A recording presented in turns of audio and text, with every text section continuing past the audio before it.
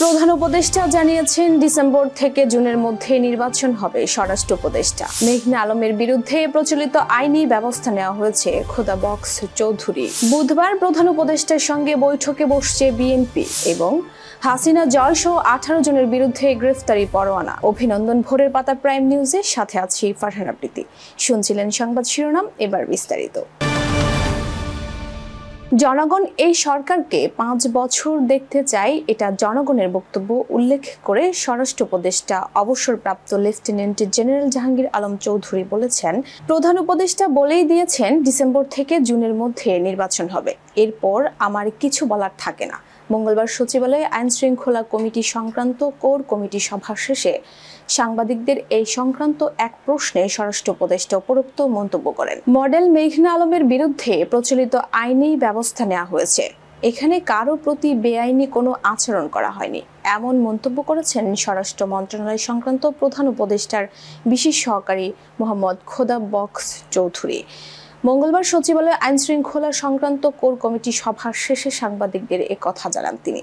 বিশেষ ক্ষমতা আইনে মডেল মেঘনা আলমকে গ্রেফতারের বিষয়ে সমালোচনা হচ্ছে, এ বিষয়ে দৃষ্টি আকর্ষণ করলে মোহাম্মদ খোদা বক্স চৌধুরী বলেন, বিশেষ ক্ষমতা আইন তো ব্যবহার হচ্ছে, এই আইন যে ব্যবহার হচ্ছে না তা তো নয়, এই একটি ক্ষেত্রে আইনটি ব্যবহার হয়েছে তাও তো নয়, বেআইনি কাজ তো না। নির্বাচনী রোডম্যাপ সহ বিভিন্ন বিষয় নিয়ে আগামী বুধবার অন্তর্বর্তী সরকারের প্রধান উপদেষ্টা অধ্যাপক ডক্টর মোহাম্মদ ইউনূসের সঙ্গে সাক্ষাৎ করবে বিএনপি।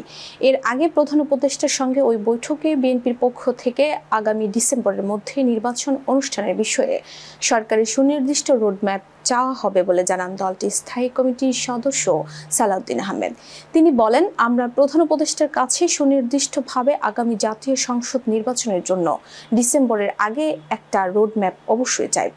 তিনি ক্লিয়ারলি জাতির সামনে যথাযথ প্রক্রিয়ায় উপস্থাপন করেন, যাতে অনিশ্চয়তার যে একটা ভাব আছে সেটা কেটে যায়। 2026 সালের মধ্যে মুক্ত বাণিজ্য চুক্তি করতে চাই বাংলাদেশ ও সিঙ্গাপুর। সোমবার বাংলাদেশ ও সিঙ্গাপুরের চতুর্থ যৌথ পরামর্শক সভায় এফটিএ চুক্তি নিয়ে উভয় পক্ষ এই প্রতিশ্রুতি পুনর্ব্যক্ত করেছে।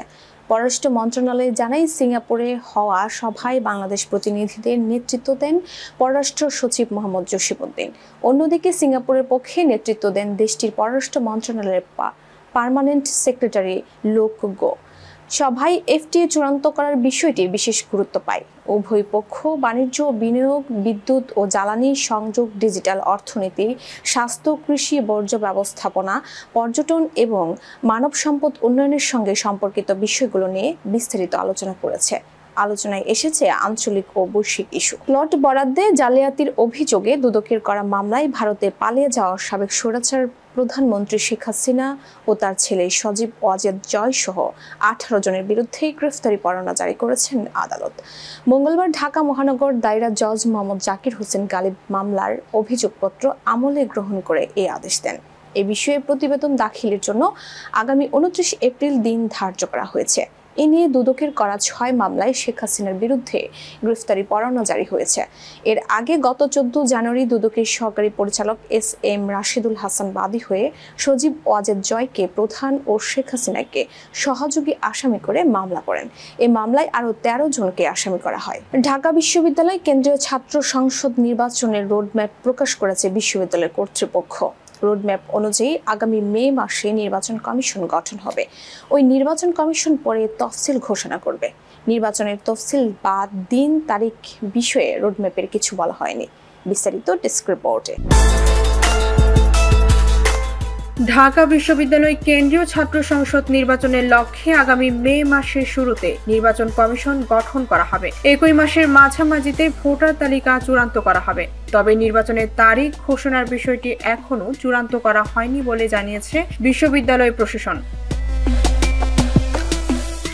মঙ্গলবার বিশ্ববিদ্যালয়ের জনসংযোগ দপ্তরের পরিচালক মোহাম্মদ রফিকুল ইসলাম স্বাক্ষরিত এক বিজ্ঞপ্তিতে এই সময়সীমা জানানো হয়। বিজ্ঞপ্তিতে বলা হয়েছে, ঢাকা বিশ্ববিদ্যালয়ের বর্তমান প্রশাসন মনে করে ডাকসু প্রশাসনের একটি গুরুত্বপূর্ণ অংশ।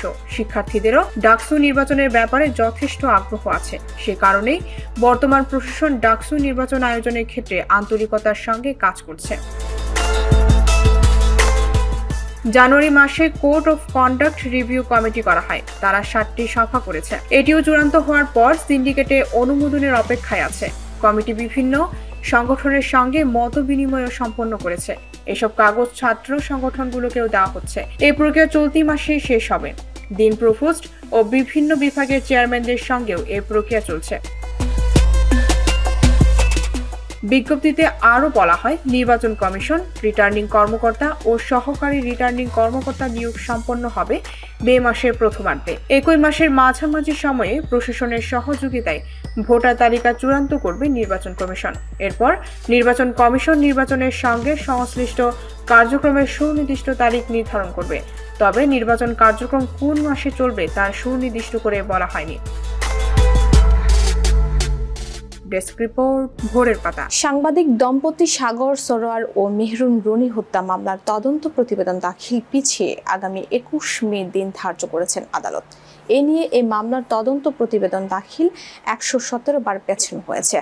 মঙ্গলবার ঢাকার মেট্রোপলিটন ম্যাজিস্ট্রেট এম.এ. আজহারুল ইসলামের আদালত এদিন ধার্য করেন।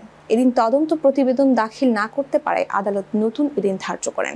2012 সালের 11 ফেব্রুয়ারি ঢাকার পশ্চিম রাজাবাজারের ভাড়া বাসায় খুন হন সাংবাদিক দম্পতি সাগর ও রনি। ঘটনার সময় বাসায় ছিল তাদের 4.5 বছরের ছেলে মাহির সারোয়ার মেঘ। সাগর বেসরকারি টেলিভিশন চ্যানেল মাছরাঙা আর রুনি এটিএন বাংলায় কর্মরত ছিলেন। আসন্ন জাতীয় সংসদ নির্বাচন উপলক্ষে ব্যালট পেপার, মনোনয়ন ফর্ম সহ বিভিন্ন নির্বাচনী সামগ্রী ছাপাতে প্রয়োজন হবে 1,70,000 রিম কাগজ। এসব সামগ্রী ছাপানোর কাজ করবে সরকারি মুদ্রণ প্রতিষ্ঠান বিজি প্রেস। এজন্য ব্যয় হবে প্রায় 36 কোটি টাকা।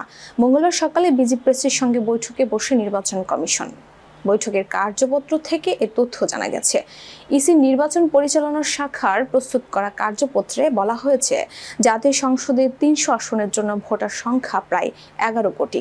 প্রতিটি কেন্দ্রে নিরাপত্তা ও গোপনীয়তা নিশ্চিত করে ব্যালট ছাপাতে কাগজ ও কালি সংগ্রহ, ফর্ম, প্যাড, ব্যানার, পোস্টার, নির্দেশিকা, রেজিস্টার, হিসাবরক্ষণ খাতা ও অন্যান্য সামগ্রী প্রস্তুতের প্রয়োজন রয়েছে। আউটসোর্সিং প্রক্রিয়ায় সেবা গ্রহণ নীতিমালার অন্তর্ভুক্ত সেবাকর্মীদের জন্য আউটসোর্সিং প্রক্রিয়ায় সেবা গ্রহণ নীতিমালা 2025 জারি হয়েছে। এই নীতিমালায় সরকার সেবাকর্মীদের কাজে উৎসাহিত করার লক্ষ্যে কয়েকটি সুবিধা প্রদান করেছে। মঙ্গলবার এই নীতিমালা জারি হয় বলে অর্থ মন্ত্রণালয় এক সংবাদ বিজ্ঞপ্তিতে জানিয়েছে। মন্ত্রণালয়ের এক প্রেস নোটে বলা হয়েছে, অন্তর্বর্তী সরকারের প্রধান উপদেষ্টা অধ্যাপক মোহাম্মদ ইউনূসের পক্ষ থেকে নববর্ষের উপহার হিসেবে আজ এই নীতিমালা জারি হয়। এতে আরও বলা হয়, 5টি ক্যাটাগরির সেবা ও 3টি বিশেষ সেবা জনপ্রতি মাসিক সেবা মূল্য বৃদ্ধি করা হয়েছে। এছাড়া 1 মাসের সমপরিমাণ সেবা মূল্যের অর্ধেক হারে 2টি ও 1/5 অর্থাৎ 20% হারে বৈশাখী প্রণোদনা প্রদান করা হয়েছে।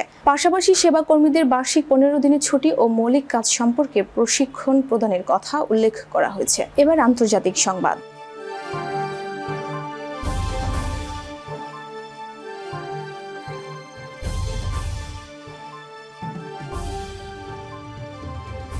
ভারতের দক্ষিণাঞ্চলের রাজ্য তামিলনাড়ুর মুখ্যমন্ত্রী এম.কে. স্টালিন রাজ্যের অধিকার রক্ষায় এই কেন্দ্র রাজ্য সম্পর্ক উন্নত করতে একটি উচ্চ পর্যায়ের কমিটি গঠন করেছেন। এই কমিটির নেতৃত্বে থাকছেন ভারতের সুপ্রিম কোর্টের অবসরপ্রাপ্ত প্রধান বিচারপতি কুরিয়ান জোসেফ। কমিটিকে রাজ্যের স্বায়ত্তশাসন নিশ্চিত করার জন্য সুপারিশ প্রস্তাব তৈরির দায়িত্ব দেওয়া হয়েছে। মঙ্গলবার এক প্রতিবেদনে এই তথ্য জানিয়েছে ভারতের সংবাদ মাধ্যম এনডিটিভি। সংবাদ মাধ্যমটি বলছে, সদ্য গঠিত ওই কমিটির আরেকটি বড় দায়িত্ব হলো, যেসব বিষয়ে একসময় শুধু রাজ্যের একচ্ছত্র নিয়ন্ত্রণ ছিল কিন্তু পরে সেগুলো সমবর্তী তালিকায় স্থানান্তর করা হয়েছে, সেগুলো আবার রাজ্যের একক নিয়ন্ত্রণে ফেরানোর উপায় খুঁজে বের করা। অর্থাৎ রাজ্য সরকার যে বিষয়গুলোতে স্বাধীনভাবে সিদ্ধান্ত নিতে পারত, এখন যেগুলো কেন্দ্র রাজ্য উভয় নিয়ন্ত্রণ করছে সেগুলো রাজ্যের হাতে ফিরিয়ে আনার বিষয়ে সুপারিশ করবে কমিটি। এবার খেলাধুলার সংবাদ। আগামী আগস্টে সাদা বলের ফরম্যাটে সিরিজ খেলতে বাংলাদেশে আসছে ভারতীয় দল।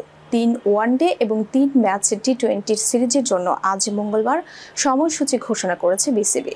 আগামী 13 আগস্ট ঢাকায় আসবে ভারতীয় ক্রিকেট দল। এরপর 17 তারিখে মিরপুর শেরেবাংলার মাঠে প্রথম ওয়ানডেতে নামবে 2 দল। সিরিজের দ্বিতীয় ওয়ানডে অনুষ্ঠিত হবে একই ভেন্যুতে 20 আগস্ট। এরপর দুই দল শেষ ওয়ানডে খেলতে পাড়ি জমাবে বন্দরনগরী চট্টগ্রামে। ওয়ানডে শেষে প্রথম টি-20তে 26 আগস্ট মাঠে নামবে দুই দল। এই ম্যাচের ভেন্যু চট্টগ্রামের বীরশ্রেষ্ঠ শহীদ flight lieutenant Motiur Rahman stadium. দ্বিপাক্ষিক সিরিজ শেষে আগামী 1 সেপ্টেম্বর বাংলাদেশ ত্যাগ করবে ভারতীয় দল। এরপর সিরিজের দ্বিতীয় এবং শেষ টি-20 হবে মিরপুর শেরেবাংলা মাঠে। বাংলাদেশের মাটিতে এটাই হতে যাচ্ছে বাংলাদেশ ভারত প্রথম দ্বিপাক্ষিক টি-20 সিরিজ। দুই দেশের সিরিজের তারিখ জানা গেলেও ম্যাচ শুরুর সময় এখনো নিশ্চিত করা হয়নি। সংবাদ শেষ করার আগে শিরোনামগুলো আরও একবার। প্রধান উপদেষ্টা জানিয়েছেন ডিসেম্বর থেকে জুনের মধ্যে নির্বাচন হবে। স্বরাষ্ট্র উপদেষ্টা মেঘনা আলমের বিরুদ্ধে প্রচলিত আইনি ব্যবস্থা নেওয়া হয়েছে খোদা বক্স চৌধুরী। বুধবার প্রধান উপদেষ্টার সঙ্গে বৈঠকে বসছে বিএনপি এবং হাসিনা জয়সহ 18 জনের বিরুদ্ধে গ্রেফতারি পরোয়ানা। এই ছিল আজকের ভোরের পাতা প্রাইম নিউজ। সারা দেশের সর্বশেষ আপডেট পেতে চোখ রাখুন ভোরের পাতায়। ধন্যবাদ।